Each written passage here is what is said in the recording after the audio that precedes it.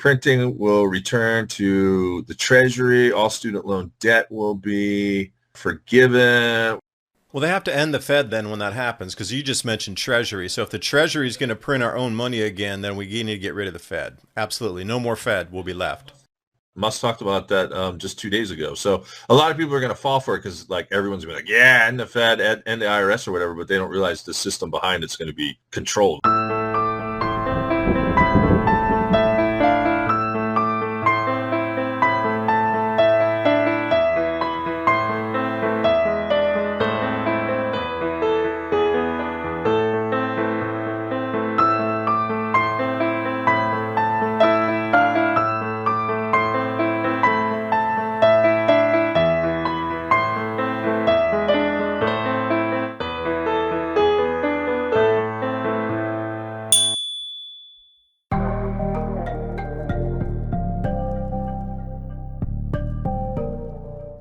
Welcome, Eagles, to another edition of Tradcat Night, special guest exclusive podcast.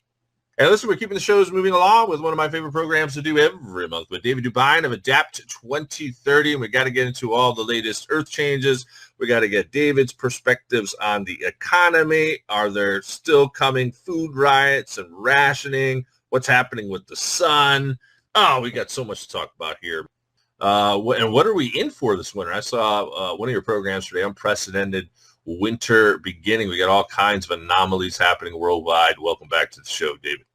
Appreciate you having me back. So much changes every single month. You know, it is a whirlwind, a vortex. Some might say it's cycles, but the cycles are really long. But these mini tornadoes have changed inside that more wide scope of a cycle. Just more floods. You know, you'd think Spain had enough after getting a year worth of rain in Valencia, just absolutely wrecked and drowned. But now there's been 3 other locations from Barcelona up to southern Madrid in that triangulated area between Madrid, Barcelona, and Valencia there. Coastal. They've been getting a year's worth of rain also. I can't believe that a country has 3 years worth of a rain storms in just like 2 weeks. Like something seems very odd for me on that account. Now, again, don't get me started on can they control the weather from start to finish, but something strange going on there. What will that translate into? I mean, obviously, continue to pray for the poor Spanish people, and I don't know what the death total is there, but how does that translate to us over here in America? Any particular products we might be short on, or I thought I saw a video on your platform where vegetable prices might go up or something. How does that translate to us? Not so much directly into America because we still have California, that's a grow region that can supply, and Mexico. The Almeria greenhouses were absolutely ripped to shreds. They had something like 14,000 acres of the prime growing greenhouse space. This is the world's largest greenhouse area by acreage in the world. And at the same time that year worth of rain storm hit Valencia, the preceding tail that was whipping around ended up dropping 8 inches of hail. So when you look at the pictures of the before and after the greenhouses, they're expecting extreme rises in vegetable prices for the UK because 30% of UK veg comes just from that one area. So if that one area is pretty much offline, I was trying to talk to a guy that is a manager in one of the facilities down there. I'm still waiting to get the interview, so everybody out there, please hold to see what their rebuild costs are going to be. And they're managing something like 200 acres of greenhouse. So that's why I wanted to get somebody on the larger scale side of things, because theirs was ripped to shreds. So what's their lead time to get materials? Do they have enough? Can they get loans from the banks against property to cover that? Because a lot of people don't have cash to drop millions on new materials. So just them being a 200-acre facility, all their nets were destroyed. A lot of the bracing, the plastic piping that was over got destroyed. One entire area, like well more than 10 acres on the edge of on the edge of the facility, got blasted or ripped down, and it's like a sideline wind event where even their metal aluminum framing was totally flattened in that whole section, like 10 acres. Pro Clear Cleanse is the most powerful spray cleaner on the market today. No elbow grease necessary. Pro Clear Cleanse cuts through grease and grime like a chef's knife. Finally, the one cleaner that can do it all. Powerful surfactant cleaning technology cleans ovens, glass, porcelain, even polished wood. Environmentally friendly, less packaging and waste with no harsh smells, pet safe, child safe. 5 tablets equals 1 bottle of traditional cleaner. It's 5 months of cleaning for a fraction of the cost. Behold the grease-erasing power of Odor Crush. Simply drop a tablet into your bottle of warm water and shake it so it is evenly diluted. Spray the surface you want cleaned. Let set longer for tougher grease. Take a paper towel or a reusable cloth and wipe. Done and done. One of the best things about Pro Clear Cleanse, it's you can take it anywhere. Hiking, camping, or on vacation. Without having to buy or bring cleaner, you can store the same potential in the tablets, then just add water and bam, you have a bottle of cleaner. Order now and make life a little easier and cleaner.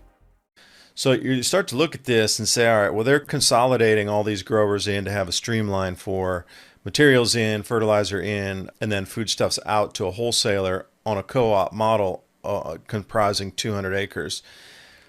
So how long is it going to take to repair that alone? So this is the interview I want to have, because it's all about the materials.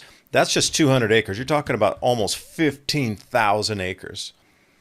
So to get a gauge on what the lead time is, what the materials cost are, then you can just do simple math and see how long is this going to come back, because it's now affecting prices for veg in Europe coming. And so here's the one thing that was the biggest kicker.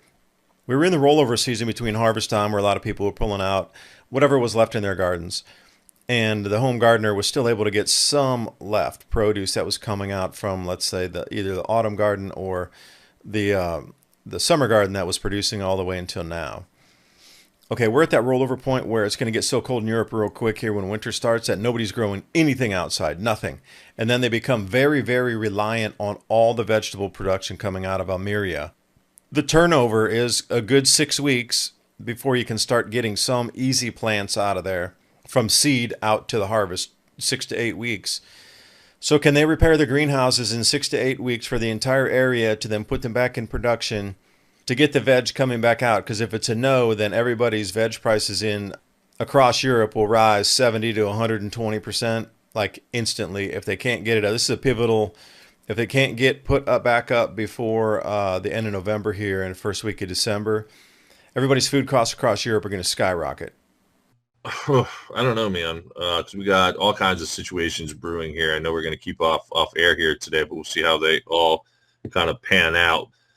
Oh, and I wanted to make mention of what I've been working on. I've been working on sort of an off-grid, like laundry, and so I needed to get some 55-gallon buckets of water put into 5-gallon buckets of water so that I could bring it down to the area where I'm doing laundry and kind of hook up my washer dryer to the EcoFlow, and it all worked out. So I now will have the capability of being able to do laundry the not old-fashioned way, provided there's no EMP and they don't shut down the electricity like that. But I got my 55-gallon drum collection of water kind of situated, so I got that. What's put you on this tear? You seem to suddenly have this like fire that's burning at your feet for you to get things done. Like, what's going on? You're suddenly like in 100% motion action phase. Like, what triggered that for you? I think people are falling asleep on the whole Trump's in there now, nothing's going to happen. And in my humble opinion, chaos is coming. And it could be happening, by the way, over the next few weeks. That Dark Winter video game suggested that will go down on Black Friday, December the 1st. You got the Dark Winter script. And then in addition to, I think the economic collapse is still dangerously close.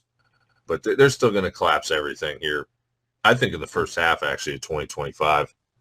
Well, I'd agree with you there. I really believe that we are seriously in more danger now than ever. And this whole complacency thing and the economy was planned, it's got to go if we're going to bring in a new system of not so much central bank digital currency, but that will be one facet of it. You know, Mbridge, which was the planned bank for international settlements with all the payment systems between like Saudi Arabia, China, United Arab Emirates. The BIS stepped away and let them go green on the project by themselves because they said that in Hong Kong as well, that their banks were mature enough and they'd already run sandbox and litmus tests, and this allowed Mbridge to run free as its own autonomous payment system between 5 different nations right now. So the BIS signed off on it, stepped away from it, and said, all right, it's live. You handle it on your own. If you're running any problems, give us a call. Well, a former guest of mine brought this to my attention. I guess a lot of other people in the alternative side of things who don't necessarily see the right as the good guys per se. What about Musk and his XPayments? Is there any indication that that might be like the alternative platform or the system after the collapse? I know some people seem to think that. I got to do a little bit more research on it, so I can't speak too much to it. But you know how X, ties into PayPal, but apparently they want to make this like according to some, an all-encompassing sort of financial payment system for like everything, basically like your new bank after the banks go down. Have you looked into this with the XPayments for Musk or whatever? Sure have, because with the Civilization Cycle podcast, we are on X, and please join us over there. And what we were thinking of is, how does this whole ecosystem work? Now, that way you described there, the monetary end of it is just one facet of it. Okay. So if you're looking at it a triangle, they want to capture everything and all movement into the social media platform. That's part one. They want to get everybody onto that platform. Like, where's the party happening on the planet? It's happening on X. But yeah, once you get there, though, if you were a creator, they want you to create, and then the money that you earn is wrapped into that same system, because your earnings will plug into the new monetary system from them directly. So if you are going to utilize the new, I don't even know the name of it, X currency, X coin, I'm not sure. There's no like real name given for it. BRICS came out and said they had the unit that was going to be 40% gold, the other 60% native currencies, and then on the outside of that periphery we're going to be commodities trades equal, and any overage or underage on that settlement of like a ship of iron ore for a ship of like wheat, if there was any difference in the price on that, then they would settle in gold-backed currency on that.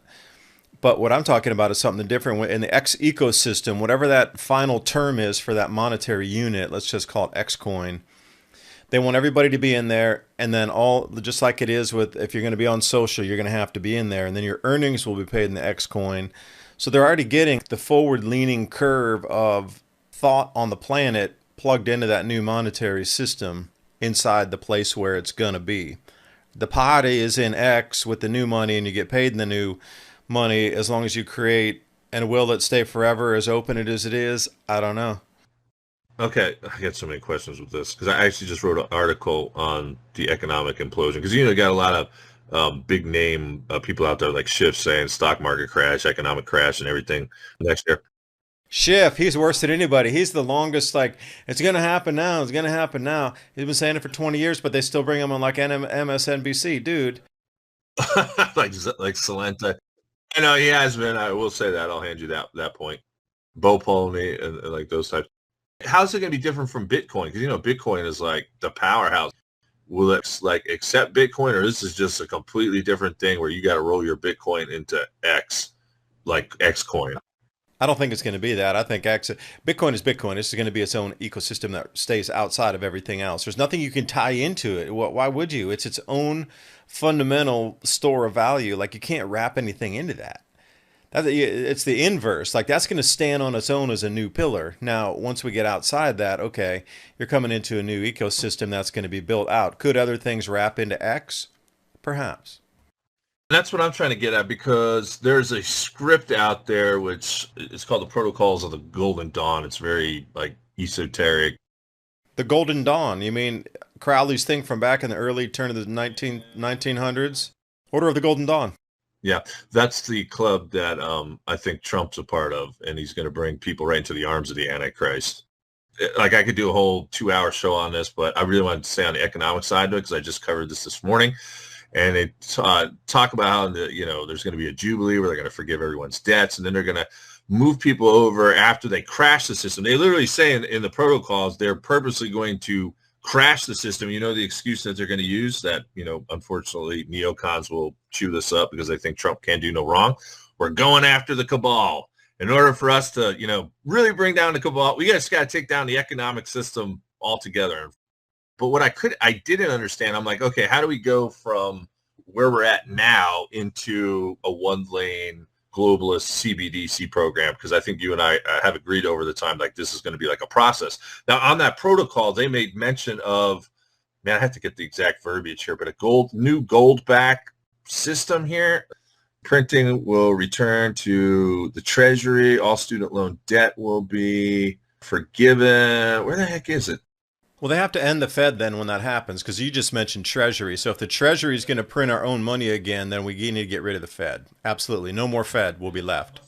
Musk talked about that just 2 days ago. So a lot of people are going to fall for it because like everyone's going to be like, yeah, and the Fed and the IRS or whatever, but they don't realize the system behind it's going to be controlled.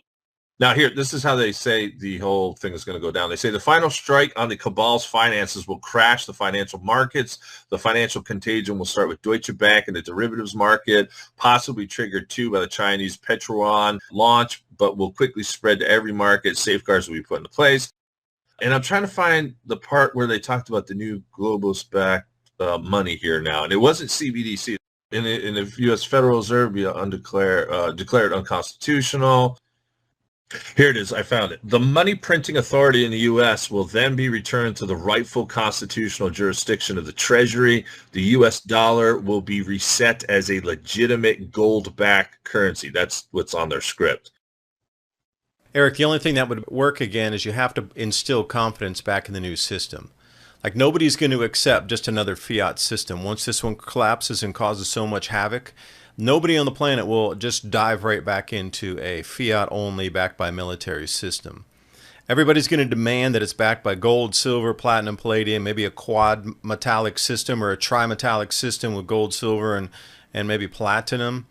But nobody will absolutely accept just basic fiat again. So why do you think all these banks are hoarding so much gold now? They're trying to get so much gold into the reserves because every country on the planet is going to have at least some to restart the global economy, all backed by gold again. Now, the thing is, once they do that, that gold's going to have to get revalued very much higher also. So the 2 or 3, 2,800 gold, 3,000 gold, that's going to be way too low.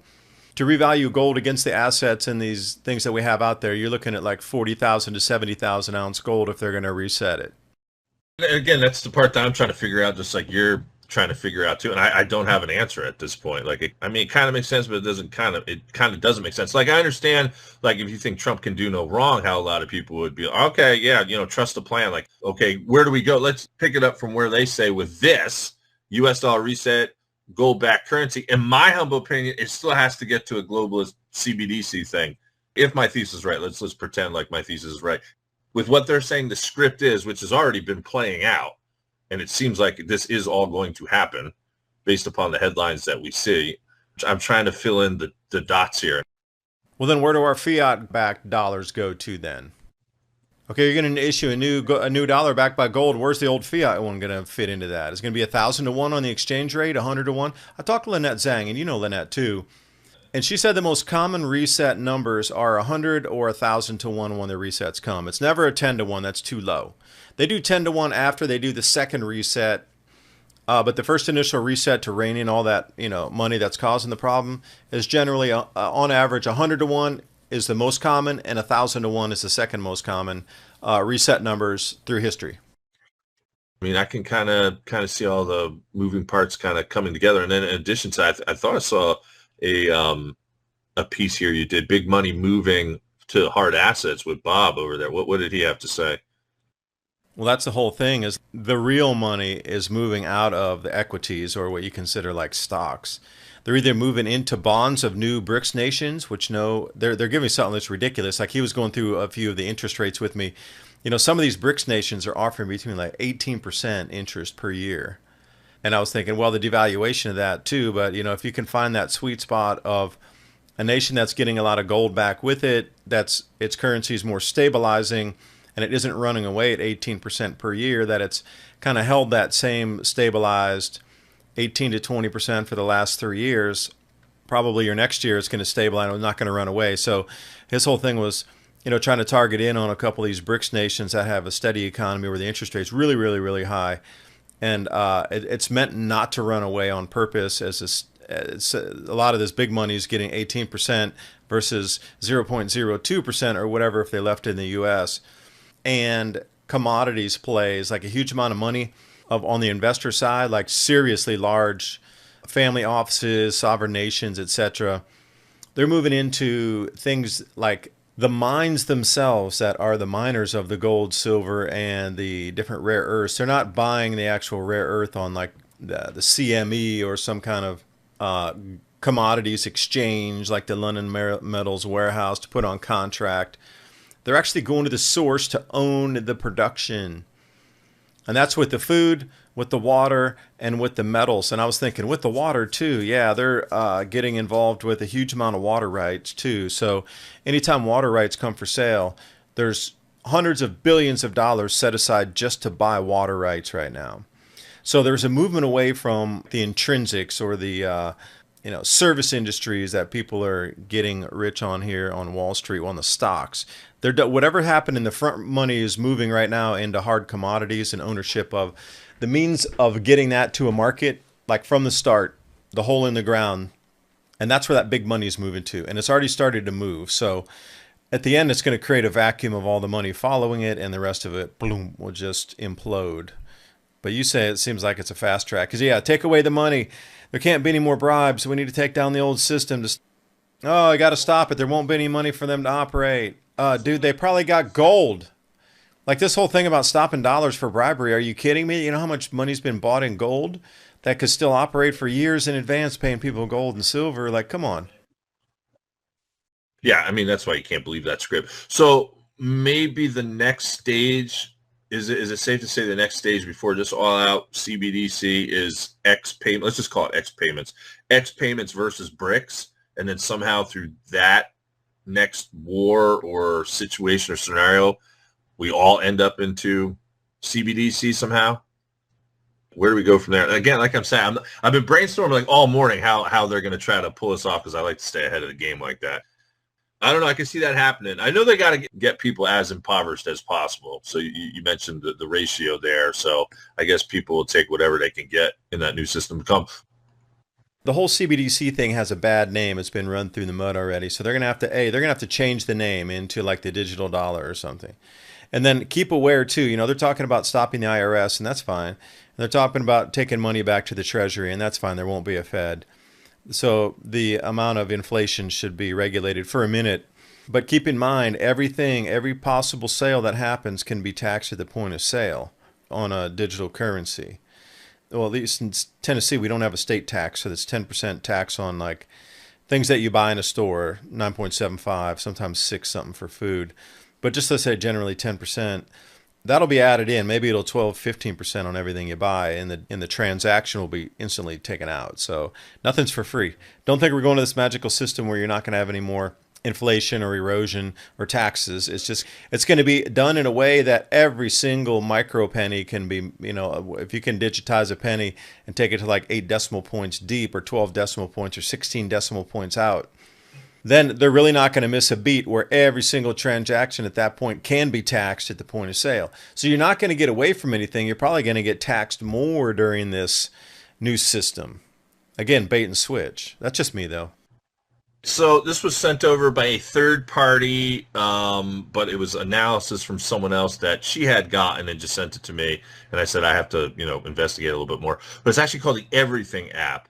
And it looks like it's actually an article, too. Why Elon Musk wants X to be a WeChat for the West. It says the WEF criminals are doing exactly what they have planned to trick us into their CBDC and their X Everything app. XPayments will change the game. Going live this year, only 13 states left as of September. California went live in September.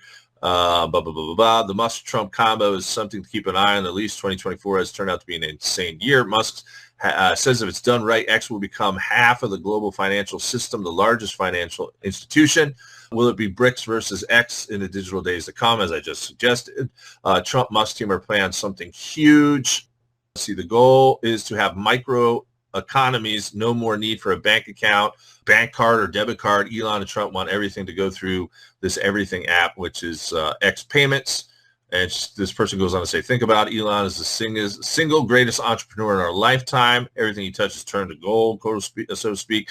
And he says, Elon's about to draw up the next logical step for money. Elon wants X to be the center of your financial world. Musk told X employees during all hands call that people will be surprised at just how powerful the system will be. When I say payments, I actually mean someone's entire financial life, Musk said. So that's pretty much it. It says, talking about you won't need a bank account, you won't need a credit card or debit card anymore. You just go right through this everything app.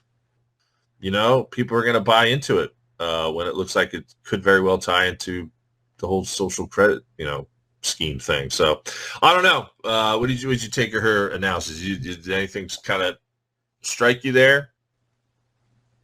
All right. So that's great for the American genre of people. But what happens when you want to travel? Like, I travel every year. So what happens if I'm in the X ecosystem and then I decide I want to go over to Taiwan, I want to go over to Japan, I want to go to Croatia again, or I want to go to Republic of Georgia or Turkey, is this X system going to be as valid there? So if everything's wrapped up in my entire, economic ecosystem is wrapped into this thing, then I already see a problem. What happens if you can't use this or utilize it overseas? Because you're looking at Europe on how heavy-handed they are with censorship and trying to arrest Musk and, fine the company trillions of dollars for with this and that and the other. I mean, more than the company's worth by exponential amounts just to completely bankrupt it out. So you think that ecosystem is going to be parable with, traveling in Europe if they're at the point now where they want to put out arrest warrants for the guy for not controlling speech in Europe and then, fining the company and shutting down offices and and that's going to be parable in Brazil? I don't think so. So you're already running into a huge stumbling block. It's great if you're in America. I get it. That'll probably be the cherry on the top for ease to walk around our nation. But as soon as you leave our nation, if your entire entity is wrapped into that one ecosystem, then you're SOL trying to work it in another part of the world. And I'll come back to a couple of videos I did a few months back, and I'm trying to get with Martin Armstrong right now on the show to get him on my show. If the financing for farm financing fails in this economic collapse, what happens to the global food supply? Taking away money for this, that, or the other, you can bankrupt a system, that's great. Companies will go down, that's bad. People lose their jobs, that's even worse. But as this financial contagion were to happen, the thing that nobody wants to talk about is where's the money to grow our food for next season going to come in? Because they would be hobbled anyway because of 100 to 1 or 1,000 to 1 exchange rate. So even if they were holding cash and they'd planned to use that, let's say they had $1 million and they're like, okay, for emergencies, we keep $1 million in cash.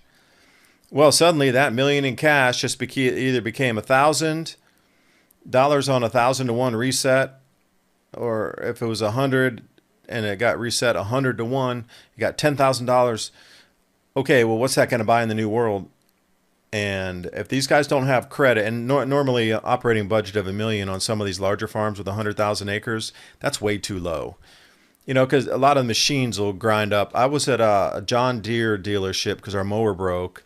And they're like, yeah, you got a registered farm. I do. So come on out, and it's like a $250 special where they're take a look at your 0 point and tune it all up and do all that.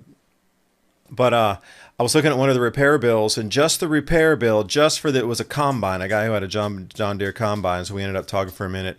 His bill for just to get it repaired, because he had some tines break on that, and at $44,000 on a repair bill. That was just for one piece of equipment on a smaller farm in Tennessee. So I'm looking at this going, they need multi-millions for operating costs for seed, fertilizers, machine repair parts. They need to pay the laborers. If they got land tax, they need to pay that. So they're getting a lot of loans to pay off a lot of debt and a lot of recurring costs that come in yearly or seasonally. Without that farm credit, nobody has that money. There's not enough money. The entire food system would collapse right now if there was no more credit for the farmers to get what they need ahead of, and then they pay once they get the crops in the silos, and then they get paid. Like, there's usually a 90-day rotation on that, or even some of them I've seen as much as 120 days. 4 months to pay off once you borrow that money. So if that gets thrown into the wind somehow, we will not be able to grow food the following season. That's the scariest thing. The economic collapse is terrifying in itself. Joblessness, crime spike, supply chain breaks down where nothing or very little is coming into the supermarkets or drugstores or whatever you like to call that. But then, take it that step further into, then there's no seeds going in the field. There's no fuel for them to run the tractors to put the seeds in the field. Where does that leave us the following year then, when there's been very little grown across the planet, i.e. except other countries like Russia, China, that would grow their own, or India also, and Iran inside there. They would self-fund that. That would be their most important project, was to get the food grown. Like, they would allocate gold-based currencies to get those farmers continuing to produce food. But us, we're in a very special situation. We're completely fiat. And if it does collapse, it's going to take a minute to revamp the system. Now, if you miss a whole entire growing season, imagine the food price cost at the end of that. Oh, well, it was the financial collapse. That's why you have to go on rationing. And plus, you add in the digital rationing cards, what I talked about last year. They didn't manifest last year like I thought they might get into. They've been kicking the tires on it, but it hasn't actually rolled out to where you actually need one of these things in front of you. But maybe I was a little zealous on my call. Maybe it'll happen this year, not last year. I don't know, but the farm financing is the elephant in the room nobody's talking about. And think, Eric, how that could be used as the actual main thumbscrew or pinch point to drive and collapse everything else. If you can stop the food supply even for half of a year, you could absolutely wreck the planet and control it like it's never been controlled before, because that lack of food being produced will cause all those people who are hungry to do anything you ask without question, and they will do it because their families are hungry. They have to approach it from a multifaceted standpoint, obviously internally first, domestically, but then abroad. Do keep in mind, January 15th, we're going to be getting back into the port strike talk again. And then they just shut down all the ports. And again, for these particular port strikes, I know it wasn't necessarily mostly food, but there were definitely some items, I think, like citrus items and some other stuff. But just in general, if you're not just getting general supplies, push food aside for a second, we would still be in trouble. So I don't know. Those types of headlines, I think, will be pretty prevalent in 2025. You got to really peel back the onion.